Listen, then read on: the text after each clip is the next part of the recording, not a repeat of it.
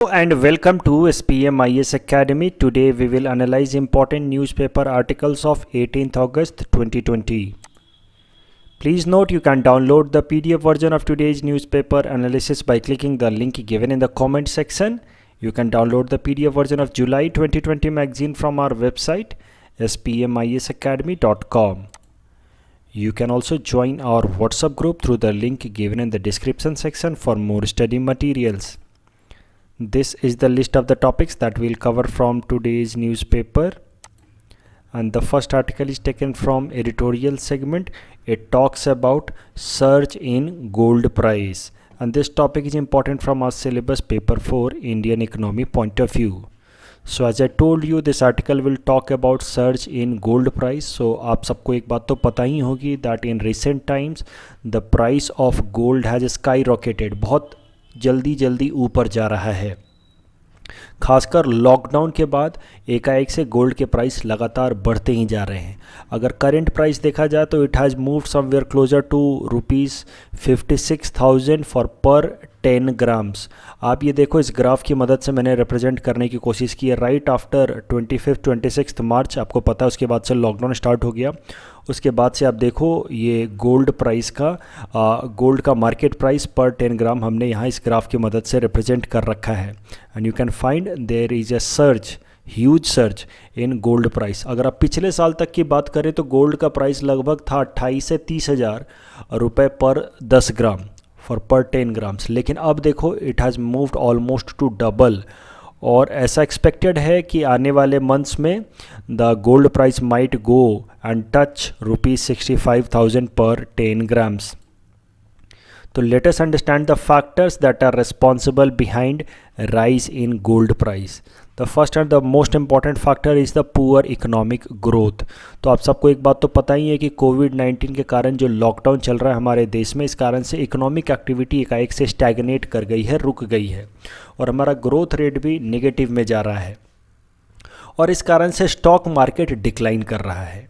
देखो, एक बात आपको समझनी होगी कि इकोनॉमी का मोर और लेस डायरेक्ट रिलेशन होता है स्टॉक मार्केट से. जब देश में इंडस्ट्रियल एक्टिविटी अच्छी चलती हैं तो लोग स्टॉक मार्केट में पैसा ज़्यादा लगाते हैं, क्योंकि जब इंडस्ट्रियल एक्टिविटीज़ अच्छी चलेंगी इसका मतलब ये है कि कंपनियां प्रॉफिट में जाएंगी, और जब कंपनियां प्रॉफिट में जाएंगी तो वो अपने इन्वेस्टर्स को डिविडेंड देती हैं. That means when there is a growth rate और when there is overall growth in economy, then investors tend to invest more in the stock market in expectation of return in the form of dividend. लेकिन अगर economy decline कर रही हो तो investor फिर उस time में अपना पैसा स्टॉक मार्केट से जल्दी जल्दी हैं, क्योंकि अगर इकोनॉमी डिक्लाइन कर रही है इन जनरल, मतलब मोर और लेस सारी कंपनियां धीरे धीरे लॉस में जा रही हैं, उनका प्रोडक्शन कम हो रहा है, और जब प्रोडक्शन कम हो रहा है इसका मतलब है ये है कि उनको डिविडेंड, जो भी उनके इन्वेस्टर्स हैं इन कंपनियों के, जो भी स्टॉक होल्डर्स हैं, उनको डिविडेंड नहीं मिलने वाला है उनके इन्वेस्टमेंट में. तो ऐसे टाइम में जब जीडीपी डिक्लाइन करता है तो ओवरऑल इंडस्ट्रियल प्रोडक्शन भी डिक्लाइन करता है, और लोग अपना इन्वेस्टमेंट स्टॉक मार्केट से विड्रॉ करने लगते हैं. So this is a general trend. आप हमेशा ऑब्जर्व करोगे, मोर और लेस ये दिखेगा ही आपको. अगर ग्रोथ रेट होगा इकोनॉमी में तो स्टॉक मार्केट भी ऊपर जाएगा, अगर ग्रोथ रेट नीचे जा रहा होगा तो स्टॉक मार्केट भी नीचे जाएगा. इसी कारण से हर दिन आप न्यूज़पेपर में ज़रूर सुनते रहते हैं कि आज स्टॉक मार्केट ऊपर गया या नीचे आया. दैट इज़ एन इंडिकेटर कि हमारी इकोनॉमी किस डायरेक्शन में जा रही है. तो अब देखो, जब लोग स्टॉक मार्केट से पैसा निकाल रहे हैं, यहाँ पहले आप ग्राफ देख लो. हमने इंडियन इकोनॉमी के अंदर जो बॉम्बे स्टॉक एक्सचेंज है, जो हमारे स्टॉक मार्केट का मोस्ट इंपॉर्टेंट इंडिकेटर है अपार्ट फ्रॉम एनएससी, उसको आप देखो कि राइट आफ्टर लॉकडाउन मार्च के बाद से ही ये कैसे धीरे धीरे डिक्लाइन कर रहा है, और फिर उसके बाद से रिकवर किया है, लेकिन अभी भी पूरी तरह से रिकवरी नहीं हो पाई है. वैसे ही अगर आप ग्लोबल स्टॉक मार्केट को भी देखो, इंपॉर्टेंट ग्लोबल स्टॉक मार्केट्स, तो all of them have declined after March month. जब से ये पैंडेमिक काफ़ी ज़्यादा फैल गया है उसके बाद से सारे के सारे स्टॉक मार्केट्स वर्ल्ड लेवल पे डिक्लाइन कर रहे हैं. तो जब स्टॉक मार्केट डिक्लाइन करता है तो लोग अपना पैसा, नेचुरली इसका मतलब ये है कि स्टॉक मार्केट से विड्रॉ कर रहे हैं, और जब लोग अपना पैसा स्टॉक मार्केट से विड्रॉ करेंगे then they will try to find सब ऑल्टरनेटिव कि कहीं और पैसा इन्वेस्ट करें, और वैसे टाइम में उनको गोल्ड सबसे अच्छा इन्वेस्टमेंट ऑप्शन दिखता है. एज एन ऑल्टरनेटिव, क्योंकि गोल्ड का प्राइस मोर और लेस स्टेबल ही रहता है, बढ़ता ही जाता है।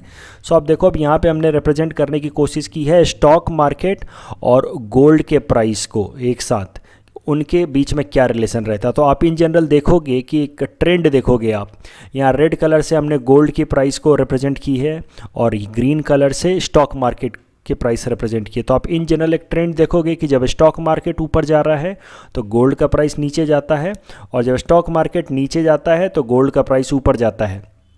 सरल शब्दों में कारण यही है, इन्वेस्टर्स अपना पैसा स्टॉक मार्केट में डालते हैं जब इकोनॉमी अच्छा काम कर रही होती है, और जब इकोनॉमी डिक्लाइन कर रही होती है तो अपना पैसा निकाल करके वो गोल्ड में डालने लगते हैं, और इस कारण से जब स्टॉक मार्केट नीचे जाता है तो गोल्ड के प्राइस सर्ज करते हैं। और करेंट टाइम ऐसा ही चल रहा है, जब गोल्ड प्राइस सर्ज कर रहा है और स्टॉक मार्केट हमारा नीचे जा रहा है और इकोनॉमी भी नीचे जा रही है। इन्वेस्टर्स अपना पैसा गोल्ड में इसलिए रखते हैं क्योंकि गोल्ड सबसे सेफ ऑप्शन माना जाता है इन्वेस्टमेंट का, क्योंकि गोल्ड की प्राइस मोर और लेस बढ़ती ही रहती है। देखो एक तो बात आप समझ लो कि गोल्ड एक यूनिवर्सल करेंसी आप समझ लो, दुनिया में आप कहीं भी ले जाओगे तो गोल्ड आपको उसके बदले में आपको कुछ एक प्राइस रिटर्न में मिल जाएगा। So it is universally accepted. Dollars वगैरह ये जो हार्ड करेंसी हैं ये तो 1970s के बाद से एक्सेप्ट होने लगी हैं, उसके पहले गोल्ड स्टैंडर्ड चलता था। तो गोल्ड एक तरह का यूनिवर्सल करेंसी है, इसीलिए जब भी कोई भी इकोनॉमी डिक्लाइन करती है तो वहाँ के इन्वेस्टर्स अपना पैसा निकाल करके गोल्ड में डालना शुरू करते हैं। That is one reason. उसके अलावा गोल्ड की डिमांड हमेशा रहती है। गोल्ड के अपने कल्चरल सिग्निफिकेंस भी हैं, इंडिया में तो खासकर लोग मैरिजेज में it's a part of culture कि जो नए ब्राइड एंड ग्रूम्स होते हैं उनको लोग गोल्ड गिफ्ट में देते हैं। तो इस तरीके से गोल्ड की डिमांड हमारे देश में हमेशा बनी रहती है इरिस्पेक्टिव ऑफ इकोनॉमिक कंडीशन, और इस कारण से gold is consider to be a safe option for investment. और जब ये स्टॉक मार्केट ख़राब काम करता है तो लोग अपना पैसा निकाल करके they feel safe in investing in gold. उसके अलावा जो दूसरा कारण है जिस कारण से गोल्ड की प्राइस स्काई रॉकेट कर रही है वो है negative return for savers.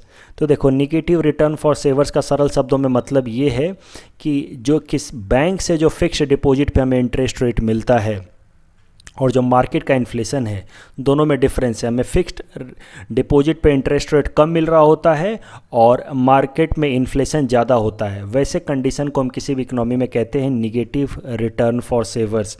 It is a condition when return rate of return on a fixed deposit is lower than inflation rate.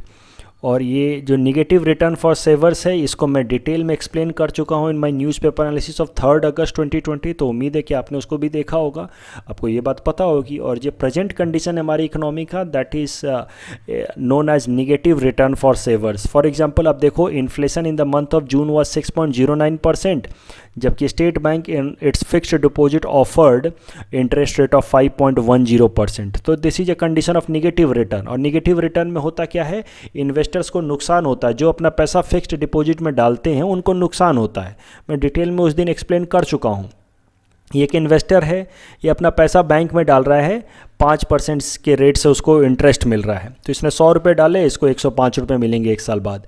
लेकिन इन्फ्लेशन है 6% का, यानी कि साल भर के बाद कोई भी सामान जो आज 100 रुपये का मिल रहा है वो एक साल बाद 106 रुपये का मिलेगा। तो ओवरऑल तो इसको नुकसान हो गया ना। आज वो सामान वो 100 रुपये का था, वो खरीद सकता था, लेकिन एक साल बाद वही सामान 106 रुपये का हो जाएगा। लेकिन इसके पास हाथ में टेक्निकली 105 रुपये ही होंगे, because interest rate he is getting from the bank is only 5%। तो होता क्या है कि जब भी निगेटिव रिटर्न फॉर सेवर्स का कंडीशन होता है किसी भी इकोनॉमी में, in that condition the investor does not want to put his money in the bank. वो अपना पैसा बैंक में नहीं डालना चाहता, फिर ही puts his money in some safer option like gold, क्योंकि गोल्ड की प्राइस मोर और लेस इन्फ्लेशन को बीट कर देती है। हर वक्त गोल्ड की प्राइस ऊपर चलती रहती है, तो इस कारण से जो इन्वेस्टर होता है वो अपना पैसा फिर सेफर ऑप्शन गोल्ड में लगाता है। तो अभी का कंडीशन है निगेटिव रिटर्न फॉर सेवर्स, और इस कारण से सब लोग गोल्ड में पैसा लगा रहे हैं।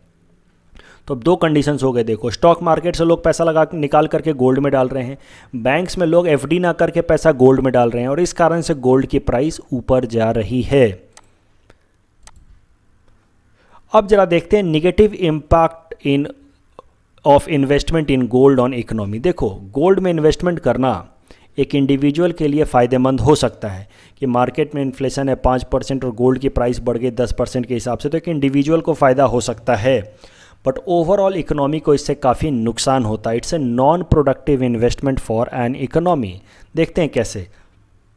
मान लो आप एक इन्वेस्टर हैं, आपके पास कुछ पैसे हैं, आप अपना पैसा बैंक में रख सकते थे, आप अपना पैसा स्टॉक मार्केट में डाल सकते थे, यानी कि कैपिटल मार्केट में डाल सकते हैं, तो बैंक में रख सकते थे। इन सब से होता क्या, आप अगर अपना पैसा बैंक में डालते हैं तो इससे होता क्या है, स्टॉक मार्केट में डालते हैं तो इससे होता क्या है, the money ultimately goes to the industries, the corporates. और फिर कॉरपोरेट्स इस पैसे का इस्तेमाल किस चीज़ में करते हैं, फैक्ट्रीज़ लगाने में, प्रोडक्शन बढ़ाने में। तो इससे देश की जीडीपी बढ़ती है और इसी प्रोसेस में एम्प्लॉयमेंट भी जनरेट होता है, और वही एम्प्लॉयमेंट वापस से इस इन्वेस्टर को मिलता है, ऐसी जगहों पे इनको नौकरी भी मिलती है जिससे इनके पास वापस से फंड आता है, सेविंग्स आती है। तो ये एक इम्पॉर्टेंट साइकिल है जो चलते रहना चाहिए किसी भी इकोनॉमी में। हमारे पास पैसा हो, ओवरऑल हम वो पैसा बैंक में डालें या स्टॉक मार्केट में डालें, वहाँ से वो पूरा का पूरा पैसा एक्यूमुलेट होकर के वापस से इंडस्ट्रियलिस्ट्स के पास जाए, वो इंडस्ट्री लगाएं, प्रोडक्शन बढ़ाएं, फैक्ट्रीज लगाएं और जीडीपी में कंट्रीब्यूट करें, एम्प्लॉयमेंट जनरेशन में कंट्रीब्यूट करें। So this is a healthy cycle.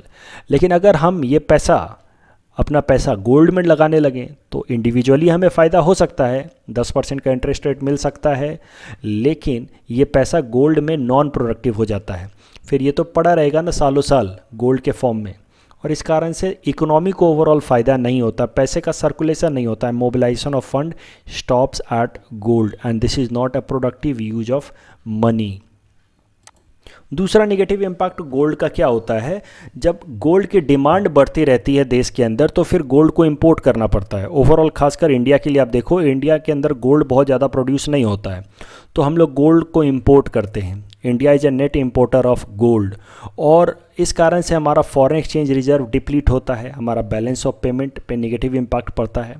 अब देखो, हम लोग जो दो मेजर प्रोडक्ट इंपोर्ट करते हैं, they are crude oil and gold. अब क्रूड ऑयल तो एसेंशियल कंपोनेंट है, इसका तो हम इंपोर्ट कट नहीं कर सकते। क्रूड ऑयल हम हर साल इंपोर्ट करते हैं लगभग $74 बिलियन का, लेकिन ये तो इंपॉर्टेंट है क्योंकि इससे इकोनॉमी चलती है, इंडस्ट्री चलती है, ऑटोमोबाइल चलते हैं। लेकिन गोल्ड हम लोग हर साल इंपोर्ट करते हैं लगभग $39 बिलियन का, और ये नॉन इसेंशियल है। हर साल आप समझो लगभग $40 बिलियन पैसा हम गोल्ड इंपोर्ट करने में दे रहे हैं, और वो पैसा फिर वो गोल्ड आकर के हमारे देश में नॉन प्रोडक्टिव तरीके से लोगों के सेफ डिपॉजिट में पड़ा रहता है, बैंक डिपॉजिट्स में पड़ा रहता है, लॉकर्स में पड़ा रहता है। ये ऑयल हम खरीदते हैं तो उससे तो हमारी इकोनॉमी चलती है। So this is the wastage of fund, this is the wastage of forex reserve, this is the wastage of domestic currency. तो गोल्ड में हमें इन्वेस्टमेंट को कम करना चाहिए। इसके लिए भारत सरकार कुछ स्कीम्स भी लेकर के आई, जैसे सोवरेन गोल्ड बॉन्ड स्कीम। मैंने अपने newspaper analysis of 1 November 2019 detail में डिस्कस किया है सोवरेन गोल्ड बॉन्ड स्कीम। उसके अलावा गोल्ड एक्सचेंज ट्रेडेड फंड का कॉन्सेप्ट है जो मैंने अपने newspaper analysis of 12 April 2020 discuss किया, आप वो सब देख सकते हैं। भारत सरकार ने हाल फिलहाल में गोल्ड पे इम्पोर्ट ड्यूटी बढ़ा दिया है। उसके अलावा भारत सरकार कंसिडर कर रही है कि ओवरऑल लोगों के गोल्ड होल्डिंग लिमिट पे, ओवरऑल गोल्ड होल्डिंग पे भी एक लिमिट लगाया जाए कि आप इससे ज़्यादा गोल्ड होल्ड नहीं कर सकते। तो ये सब कुछ एक चीज़ें हैं जो भारत सरकार कंसिडर कर रही है हाल फिलहाल में। The next article is taken from international segment. It is about India, Pakistan and Arab world equations. This topic is important from our syllabus paper 3 international relations point of view. देखो, इस article को समझने के लिए सबसे पहले हम एक ऑर्गेनाइजेशन के बारे में समझते हैं जिसका नाम है Organisation of Islamic Cooperation, OIC। ये ऑर्गेनाइजेशन 1969 में बनाया गया था, जिसके अंदर टोटल 57 मेंबर कंट्रीज़ हैं, जिसमें से 54 तो इस्लामिक कंट्रीज़ हैं जिन्होंने इस्लाम को ही अपना रिलीजन मान रखा है, नेशनल रिलीजन, जबकि 3 ऐसे कंट्री हैं जिन्होंने इस्लाम को अपना नेशनल रिलीजन नहीं माना है, लेकिन still they are Muslim majority countries. और इंडिया OIC का मेंबर नहीं है, इस बात को आपको ध्यान रखना है। इंडिया में भी काफ़ी सारा मुस्लिम पॉपुलेशन है, लेकिन हम OIC का मेंबर नहीं है क्योंकि पाकिस्तान हमें एंट्री नहीं देता है OIC के अंदर। और पर्पस ही है OIC का कि मुस्लिम ब्रदरहुड को प्रमोट करना और इस्लाम रिलीजन के इंटरेस्ट को प्रोटेक्ट करना। इसका परमानेंट सेक्रेटेरिएट है सऊदी अरबिया में, इन जेदा city of Saudi Arabia. And this OIC इस साल बहुत न्यूज़ में है, तो मैं आपको बता रहा हूँ, इससे एक क्वेश्चन एक्सपेक्टेड है इन UPSC प्रीलिम्स। और OIC is consider to be second largest inter governmental organisation after United Nations. अब जरा न्यूज़ देखते हैं। This news is related to OIC, इसलिए मैंने पहले OIC के बारे में बता दिया। देखो, हाल फिलहाल में आपको पता ही है कि पिछले साल 5 अगस्त 2019 को भारत सरकार ने आर्टिकल 35 ए और आर्टिकल 370 को अमेंड करके special status of Jammu and Kashmir को डी ऑपरेशनलाइज कर दिया। उसके साथ ही जम्मू एंड कश्मीर का स्पेशल स्टेटस ख़त्म हो गया और उसके जम्मू एंड कश्मीर की स्टेटहुड भी ख़त्म कर दी गई। Jammu and Kashmir was transformed into 2 union territory, Jammu and Kashmir and Ladakh. उसके बाद से ही पाकिस्तान बहुत कोशिश कर रहा है कि दुनिया भर के जो इस्लामिक कंट्रीज़ हैं उनको यूनाइट किया जाए इंडिया के अगेंस्ट। पाकिस्तान एक इस तरह का प्रोपोगेंडा फैलाने की कोशिश कर रहा है कि इंडियन गवर्नमेंट कश्मीर के अंदर मुस्लिम लोगों को हैरास कर रही है। उसके अलावा पाकिस्तान इंडिया के खिलाफ एक प्रोपोगेंडा फैला रहा है कि इंडिया सिटीजनशिप अमेंडमेंट एक्ट जैसे स्टेप्स को ला करके देश के अंदर इस्लामिक कम्युनिटी के लोगों को हैरास कर रहा है। तो इंडिया इज़ प्रमोटिंग इस्लामोफोबिया, ऐसा पाकिस्तान पूरे दुनिया भर में प्रोपोगेंडा फैलाने की कोशिश कर रहा है। और इस कारण से पिछले साल जब इंडिया ने डी ऑपरेशनलाइज कर दिया जम्मू एंड कश्मीर के स्पेशल स्टेटस, तो पाकिस्तान ने एक डिमांड रखी कि OIC की एक स्पेशल मीटिंग बुलाई जाए जिसमें इंडिया को क्रिटिसाइज़ किया जाए और इंडिया के ऊपर प्रेशर बनाया जाए। लेकिन OIC के जो इंपॉर्टेंट मेंबर्स हैं सऊदी अरबिया और UAE, उन्होंने इस प्रपोजल को रिजेक्ट कर दिया। उल्टा तो पिछले साल के OIC की मीटिंग में 2019 के OIC की मीटिंग में जो 5 अगस्त से पहले हुआ था उसमें तो UAE ने इंडिया को इनवाइट भी किया था as a special guest to address other members of Organisation of Islamic Cooperation. तो इस तरीके से आप समझो कि जो दो मेन कंट्रीज़ हैं OIC के, सऊदी अरबिया और UAE, वो पाकिस्तान की हर कोशिश को रिजेक्ट कर रहे हैं on the platform of OIC, जहाँ पे पाकिस्तान इंडिया के ऊपर प्रेशर बनाने की कोशिश कर रहा है, पूरे के पूरे इस्लामिक कंट्रीज़ को यूनाइट करने की कोशिश कर रहा है अगेंस्ट इंडिया।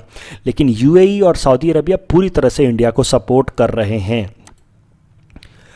अब पिछले साल तो पाकिस्तान ने बहुत कोशिश कर ली।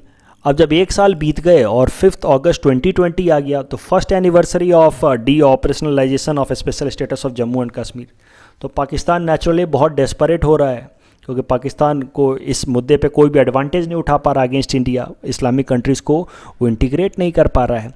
तो अब पाकिस्तान ने डेस्परेशन में आकर के एक ब्लंडर कर दिया है, एक बड़ी मिस्टेक कर दी है। ज़रा समझते हैं क्या। पाकिस्तान के फॉरेन मिनिस्टर शाह महमूद कुरैशी ने एक हाल फिलहाल में एक स्टेटमेंट दिया है जहां पे उन्होंने कहा है कि OIC must convene a meeting against India on Kashmir issue और else Pakistan will assemble Islamic countries outside OIC with Iran support. अब इन्होंने ये बहुत बड़ी गलती कर दी है। इन्होंने सऊदी अरबिया के साथ दुश्मनी कर ली है। एक बात तो मैं कई दफ़ा आपको बता चुका हूँ कि वेस्ट एशिया के अंदर सऊदी अरबिया और ईरान के बीच में मेजर हॉस्टिलिटी है because of Shia Sunni sectarian reason. तो सिया सेक्टेरियनिज्म को फॉलो करता है ईरान, जबकि सुन्नी को फॉलो करता है सऊदी अरबिया। तो इस कारण से ईरान और सऊदी अरबिया के बीच में तो वैसे भी बहुत हॉस्टिलिटी रहती है। अब पाकिस्तान डेस्परेट होकर के पाकिस्तान के फॉरेन मिनिस्टर ने कह दिया कि अगर OIC पे कोई कंसेंसस नहीं बनता है और OIC के मेंबर कंट्री सपोर्ट नहीं करते हैं पाकिस्तान को against India on Kashmir issue, तो फिर पाकिस्तान बाकी इस्लामिक कंट्रीज़ को इंटीग्रेट करेगा। वो कंट्री जो OIC के भी हैं लेकिन आउटसाइड OIC एक मीटिंग करेगा, एक पैरेलल ऑर्गेनाइजेशन क्रिएट करेगा पाकिस्तान अगेंस्ट इंडिया। और वो सारे कंट्री जो इंडिया को क्रिटिसाइज़ करना चाहते हैं, इंडिया के ऊपर प्रेशर बनाना चाहते हैं इस्लामिक कंट्रीज़, उनके साथ मिल करके वो इंडिया के ऊपर प्रेशर बनाएगा for Islamophobia, for Kashmir issue. और इसके लिए पाकिस्तान ने कह दिया कि वो ईरान का पूरा सपोर्ट लेगा। अब ईरान का नाम लिया पाकिस्तान ने, Saudi Arabia naturally became agitated, UAE naturally became agitated क्योंकि सऊदी अरबिया और ईरान के बीच में तो मेजर हॉस्टिलिटी रहती है। अब ये पाकिस्तान ने सेल्फ गोल कर दिया है। इंडिया के ऊपर प्रेशर बनाने के चक्कर में Pakistan has committed a blunder. अब पाकिस्तान के साथ प्रॉब्लम क्या है कि देखो, पाकिस्तानी इकोनॉमीज तो any way under huge stress, ये बात तो आप जानते ही होंगे। उनका huge balance of payment crisis चल रहा है and Pakistan economy depends heavily on Saudi Arabia and UAE for funding. अब जब इस तरह का स्टेटमेंट दे दिया है पाकिस्तान ने कि वो ईरान को लेकर के आएगा और ईरान की मदद से इंडिया पे प्रेशर बनाने की कोशिश करेगा, तो अब सऊदी अरबिया और UAE ने कह दिया है कि they will stop their financial support to Pakistan. अब now Pakistan, in order to put pressure on diplomatic pressure on India, has ended up creating a huge financial stress on itself. अगर UAE और Saudi Arabia ने funding रोक दी तो पाकिस्तान की economy पूरी तरह से कोलैप्स कर जाएगी। तो इस कारण से अब Pakistan is under huge stress. और जनरल बाजवा जो पाकिस्तान के आर्मी चीफ हैं, now he is meeting, he has gone to Saudi Arabia to convince Saudi Arabia की वो फंडिंग ना रोकें। अगर आप ओवरऑल इस पूरी इवेंट का समरी यहाँ पे देखें तो इस फिगर की मदद से आपको समरी दिख जाएगी। इंडिया को कौन कौन से कंट्री सपोर्ट कर रहे हैं उन Kashmir issue, US, Russia, UK, European Union, Saudi Arabia, UAE, Israel, Australia, Afghanistan, Bangladesh, even Maldives से रिलेटेड भी एक इशू हुआ है हाल फिलहाल में। मालदीव भी एक, आपको पता है, मुस्लिम मेजॉरिटी कंट्री है, एक आइलैंड है। मालदीव को भी पाकिस्तान ने कन्विंस करने की कोशिश की, तो फिर उस पर भी मालदीव ने जवाब दे दिया कि Kashmir is internal matter of India and Maldives will not interfere into it. तो पाकिस्तान हर तरीके से पाकिस्तान डिफीट हो रहा है। कुछ एक कंट्रीज़ जो इंडिया के अगेंस्ट हैं, बहुत कम है ऑफ कोर्स। चाइना तो रहेगा ही, चाइना पाकिस्तान को सपोर्ट कर रहा है। उसके अलावा टर्की आपको पता है कि एक इस्लामिक कंट्री का लीडर बनना चाह रहा है, वो पाकिस्तान को सपोर्ट कर रहा है। और तीसरा है मलेशिया जो पाकिस्तान को सपोर्ट कर रहा है। बट ज़्यादातर मुस्लिम कंट्रीज़ वो इंडिया को सपोर्ट कर रहे हैं। And failure to drum up international support against India and Kashmir will lower his standing. अब इमरान खान की पोजीशन अपने देश में ही खराब हो रही है। इमरान खान ह्यूज प्रेशर में है, क्योंकि लोग उनको प्रेशराइज कर रहे हैं पाकिस्तान के कि तुम इंडिया के खिलाफ कुछ कर नहीं पा रहे हो, कश्मीर पे उन्होंने इतना बड़ा स्टेप ले लिया और तुम कुछ भी नहीं कर पा रहे हो। और इमरान खान को इंटरनेशनल सपोर्ट मिल नहीं रहा है, अरब वर्ल्ड के मेजर कंट्रीज उनको सपोर्ट कर नहीं रहे हैं। इकोनॉमी की हालत वैसे ही बुरी है, पाकिस्तान से debt burden is a huge problem for Pakistan. और वहाँ के जो आईएसआई है, जो पाकिस्तान की इंटेलिजेंस एजेंसी और जो आर्मी है, वो टेररिस्ट ग्रुप्स को सपोर्ट करते ही रहेगी। और इस कारण से एफएटीएफ में ब्लैकलिस्ट होने का खतरा तो ऑलरेडी पाकिस्तान के ऊपर है। तो और पाकिस्तान इस्लामिक कंट्रीज़ में भी आइसोलेट हो रहा है, सऊदी अरबिया की भी फंडिंग रुक जाएगी। तो आप समझो कि पाकिस्तान ने एक तरह का रेसिपी क्रिएट कर लिया है for disaster in order to threaten India, in order to create diplomatic pressures against India on Kashmir issue। अब ये जो पूरा मुद्दा है, हम अपने आंसर राइटिंग में कैसे इस्तेमाल करेंगे। अब अगर कभी सवाल आ जाए, और मैं उम्मीद कर रहा हूँ कि मेंस में सवाल आएगा, significance of Arab world country, significance of Saudi Arabia and UAE for India, वहाँ पे आप ये जरूर लिखेंगे कश्मीर इशू में सऊदी अरबिया और यूएई ने इंडिया को सपोर्ट किया, that is one of the major development और significance of Arab world for India. उसके अलावा if there is any question on Pakistan attempt to internationalise Kashmir issue, there also you can mention it. The next article is taken from national segment. It is about methods to criticize judges. This topic is important from our syllabus paper 3 governance point of view. तो देखो, इस article का पहले context समझते हैं। हमारे देश के काफ़ी एमिनेंट लॉयर हैं प्रशांत भूषण साहब। उन्होंने हमारे देश के chief justice of supreme court, chief justice of India S A Bobde को क्रिटिसाइज़ कर दिया। एस ए बोबडे साहब का एक इस तरह का पिक्चर रिलीज हुआ मीडिया के अंदर, जहाँ पे वो एक 50 लाख की बाइक चलाते हुए देखे गए, और उस पर प्रशांत भूषण ने ट्वीट करके एस ए बोबडे को क्रिटिसाइज़ कर दिया, जो हमारे चीफ जस्टिस ऑफ इंडिया हैं। उन्होंने इस तरह का कुछ ट्वीट किया कि CGI riding a 50 lakh motorcycle belonging to a BJP leader at Raj Bhavan Nagpur without a mask और helmet at a time when he keeps the Supreme Court in lockdown mode denying citizen their fundamental right to access और justice. तो इस तरह का criticism इन्होंने कर दिया chief justice of India का।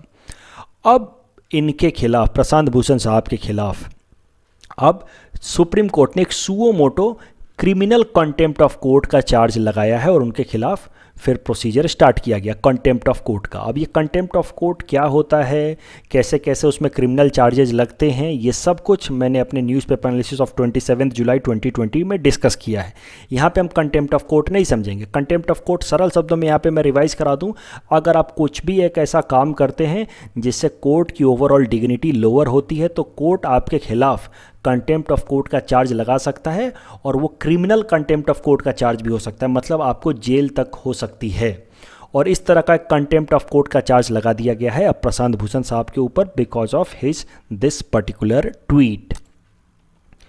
अब प्रशांत भूषण के खिलाफ ये चार्ज भी लगाया गया है और अब सुप्रीम कोर्ट ने पाया है दैट ही इज़ गिल्टी, तो उनको पाया गया है कि is guilty of this contempt of court. अब उनके ऊपर सज़ा भी सुनाई जाएगी। सो sentence will be pronounced on 28 अगस्त, तो आने वाली 20 तारीख को, परसों, इनको अब सज़ा भी सुनाई जाएगी। हो सकता है कि 6-8 महीने के लिए इनको जेल भी भेज दिया जाए। तो अब इस पूरे मुद्दे पे, इस पूरे डेवलपमेंट पे एक वाइड डिबेट हमारे देश में स्टार्ट हो गया है। बहुत सारा डिबेट स्टार्ट हो गया हमारे देश में। डिबेट को अगर दो हिस्सों में बांटें, दो मेजर इश्यूज अगर इस पूरे डिबेट का देखें तो वो ये है, पहला कि contempt of court law violates fundamental right of freedom of speech and expression. हमें फंडामेंटल राइट दे रखा है हमारे संविधान ने under article 19(1) that we have freedom of speech and expression. हमें जो इच्छा है हम वो एक्सप्रेस कर सकते हैं। तो अगर हमने कुछ एक्सप्रेशन दिया, कुछ स्पीच दिया अगेंस्ट कोर्ट, उस केस में कंटेम्प्ट ऑफ कोर्ट का स्लैप लगाया जाता है हमारे ऊपर। So that is violation of freedom of speech and expression. That is first argument. दूसरा आर्ग्यूमेंट है कि there should be difference between contempt and genuine criticism. एक होता है किसी को बदनाम करना, कंटेम्प्ट सरल शब्दों में बोले तो किसी को बदनाम करना, अननेसेसरीली स्कैंडलाइज करना, और एक होता है किसी को क्रिटिसाइज करना, किसी की निंदा करना जेन्युइन ग्राउंड्स पे। दोनों में अंतर होना चाहिए और वो अंतर क्लियर कट होना चाहिए। और ये एक वाइडर डिबेट हमारे देश में स्टार्ट हो गया है।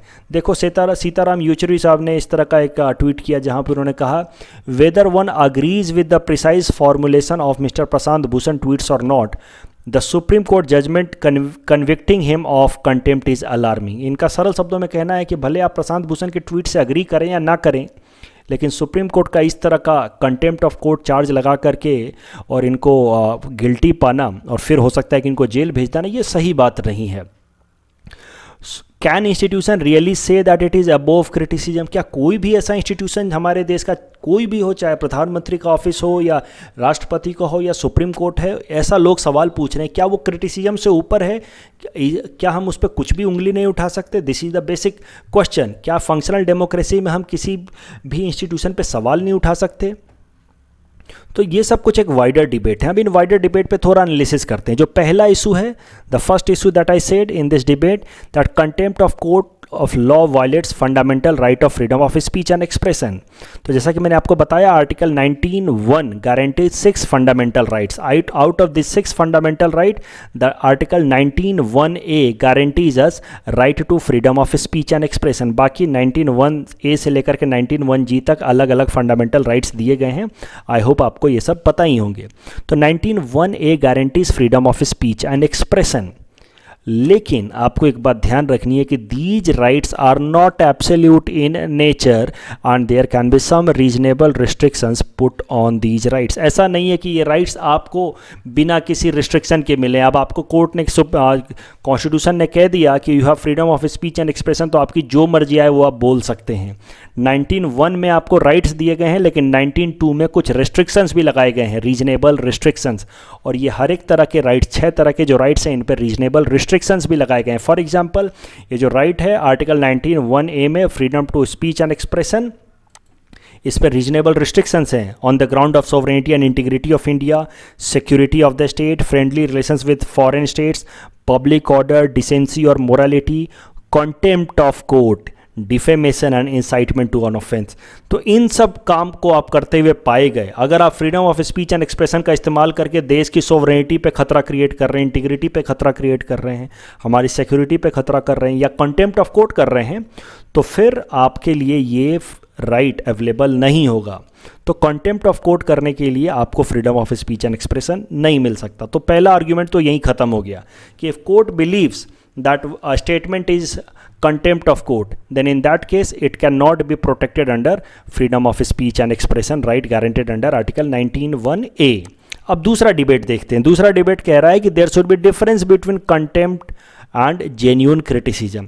इस बात को सुप्रीम कोर्ट ने एक्सेप्ट किया है कि हाँ, क्रिटिसिज्म में और कंटेम्प्ट में अंतर होता है, और इस कारण से सुप्रीम कोर्ट ने कहा है कि it will do a detailed examination into circumstances under which a person can make public allegations of corruption against judiciary. तो अब सुप्रीम कोर्ट ने कहा है कि अब वो एक क्लियर कट डायरेक्टिव्स देगी कि कौन कौन से सर्कमस्टांसेज में एक इंसान जुडिशरी को क्रिटिसाइज कर सकता है। If a statement on judicial corruption are made in public, under what circumstances they can be made. तो अब सुप्रीम कोर्ट हमें बताएगी, सुप्रीम कोर्ट ने कहा कि वो स्टडी कर रही है और हमें बताएगी कि कौन कौन से केसेज में हम और किस तरीके से हम सुप्रीम कोर्ट को क्रिटिसाइज कर सकते हैं on any matter of corruption. अभी क्लैरिटी नहीं है, यही प्रॉब्लम है। देखो, अभी इसी से रिलेटेड एक मिलता जुलता दूसरा न्यूज़ भी है, इस कारण से मैंने इसको भी यहाँ ब्रीफली कवर कर लिया है। स्वरा भास्कर आप जानते होंगे, एक्ट्रेस हैं, इन्होंने भी कुछ इस तरह का स्टेटमेंट दे दिया। इन्होंने सुप्रीम कोर्ट की इंटीग्रिटी पे सवाल खड़ा कर दिया आफ्टर बबरी मस्जिद वर्डिक्ट, कि बबरी मस्जिद में सुप्रीम कोर्ट के इंटेंट पे इन्होंने सवाल खड़ा कर दिया। तो अब इनके खिलाफ भी कंटेम्प्ट ऑफ कोर्ट का चार्ज लगाया जा रहा है। अब हो सकता है कि इनको भी जेल भेज दिया जाए, ठीक है। तो अब दिक्कत क्या है कि ये लोग कहते हैं कि हमने तो अपना freedom of speech and expression का यूटिलाइज़ किया। ये लोग कहते हैं कि हमें पता ही नहीं था कि ये कंटेम्प्ट ऑफ कोर्ट होगा, हम तो बस क्रिटिसाइज़ कर रहे हैं। सो अभी हमारे कंट्री में there is no clear cut line between criticism and contempt, और इस कारण से अब सुप्रीम कोर्ट ने कहा ठीक है, they will do study and they will clearly demarcate the difference between criticism and contempt. उसके बाद इस तरह के लोग इस तरह का आर्ग्यूमेंट नहीं दे सकते कि हमें तो पता ही नहीं था, हम तो बस ऐसे ही अपने हिसाब से थोड़ा बहुत क्रिटिसाइज़ कर रहे थे। सो a clear cut definition between criticism and contempt is needed that will be provided by Supreme Court soon, ऐसा इस आर्टिकल में कहा गया है। The next article is taken from environment segment. It is about Nagar One scheme. This topic is important from our syllabus paper 4 Indian environment point of view. तो देखते हैं नगर one scheme है क्या। देखो इस साल 5 जून को, वैसे तो हर साल 5 जून को दुनिया भर में वर्ल्ड एनवायरनमेंट डे मनाया जाता है, तो इस साल 5 जून को हमारे देश में ministry of environment forest and climate change ने एक नया स्कीम अनाउंस किया है जिसका नाम है नगर वन स्कीम। अब नगर वन स्कीम में होगा क्या, नाम से आपको जैसे पता चल रहा है, अर्बन फॉरेस्ट लगाया जाएगा। मतलब जो अर्बन एरिया है, सिटी एरिया है, उसके बीच में थोड़े थोड़े पैचेज में फॉरेस्ट लगाया जाएगा, और इसके लिए 200 urban cities will be selected and 200 urban forests across the country will be built in next 5 years. And Varje urban forest in Pune will be considered as a role model for the scheme. तो आप अगर पुणे शहर में जाएंगे तो आप देखेंगे कि शहर के बीचों बीच में एक वारजे फॉरेस्ट है, शहर के बीचों बीच में बिल्कुल, और उसके कारण एयर पॉल्यूशन काफ़ी हद तक कंट्रोल में रहता है। तो वो एक रोल मॉडल है। इसी तरीके का मॉडल हमारे देश के लगभग 200 शहरों में सेटअप किया जाएगा, जहाँ शहर के बीचों बीच में जो खाली जगह होते हैं वहाँ पे इस तरह का वहाँ पे फॉरेस्ट डेवलप किया जाएगा। तो जो भी वैकेंट लैंड है या फिर म्यूनिसिपैलिटी या लोकल बॉडीज से लैंड ले करके वहाँ पे फॉरेस्ट डेवलप किया जाएगा। और इसके लिए पैसा कहाँ से आएगा, finance will be arranged under CAMPA fund, compensatory afforestation fund act of 2016। अब कैंपा फंड क्या होता है, कैसे काम करता है, मैं अपने newspaper analysis of 15 June 2020 detail में डिस्कस कर चुका हूं। अगर आपको देखना हो तो आप वापस जा करके वहाँ रिवाइज कर सकते हैं। ये जो न्यूज़ आर्टिकल है जिसके बेसिस पे ये आज हम ये आर्टिकल कवर कर रहे हैं, वो ये कह रहा है कि Itanagar which is capital city of Arunachal Pradesh has been selected under Nagar Van Yojana. मतलब ईटानगर के अंदर अब सिटी के अंदर थोड़े बहुत फॉरेस्ट डेवलप किए जाएंगे under Nagar one scheme. The next topic is about personality in news and it is about Pandit Jasraj. The news says legendary Hindustani vocalist Pandit Jasraj passes away. He was born in 1930 and he is a very known Indian classical singer and he belonged to Mewati Gharana. इस बात को याद रखेंगे, मेवाती घराना। And he has been awarded with Sangeet Natak Academy, Padma Vibhushan and Sangeet Natak Akademi award as well as fellowship. तो दो बातें आप बस याद रखो, संगीत नाटक अकादमी अवार्ड मिला इनको और पद्म विभूषण अवार्ड मिला। कम से कम ये दो बातें याद रखो आप। एक इंपॉर्टेंट बात आप याद रखो from prelims exam point of view कि Pandit Jasraj created a novel form of jugalbandi called as Jasrangi. तो इन्होंने एक नया तरह का जुगलबंदी आप समझते हैं जब दो सिंगर्स कोऑर्डिनेशन में गाते हैं उसको हम कहते हैं जुगलबंदी। तो इन्होंने एक नई तरह की जुगलबंदी का इनोवेशन किया जिसका नाम है जसरंगी, जिसमें एक मेल और फीमेल सिंगर साथ में गाना गाते हैं, अलग अलग तरह के राग वो एक साथ गा सकते हैं। They sing different kinds of ragas at the same time, उसका नाम दिया उन्होंने Jasrangi. And this Jasrangi has taken inspiration from an ancient Indian style known as murchhana. तो ये सब पीटी पॉइंट ऑफ व्यू से आप याद रखना। 2019 में एक minor planet asteroid 300-128 that is between orbit of Mars and Jupiter was named after Pandit Jasraj. Let us see some more prelims related factual informations. Algae is also an important source of biofuel and according to experts, algae can produce about 7,500 to 19,000 liter of fuel per acre. That is far more from any other renewable feedstock like maize or sugarcane. Badbhoot project, it is a project that is planned to be 1.7 kilometer causeway cum Veer barrage with 90 gates across Narmada river, and it will have a 5 kilometer away from Badbut village. इसी कारण से इसका नाम रखा गया Badbut village, Badbut project, and it will be 25 kilometer away from the mouth of the river where it flows into the Gulf of Khambhat. The barrage will stop most of the excessive water flowing out of the Sardar Sarovar Dam from reaching the sea and thus create a sweet water lake of 600 million cubic meter on the river. Third important information is Tribal Affairs Minister Arjun Munda inaugurated the e-portal on tribal health and nutrition named Swasth. That's all from our side for today. Thanks for watching.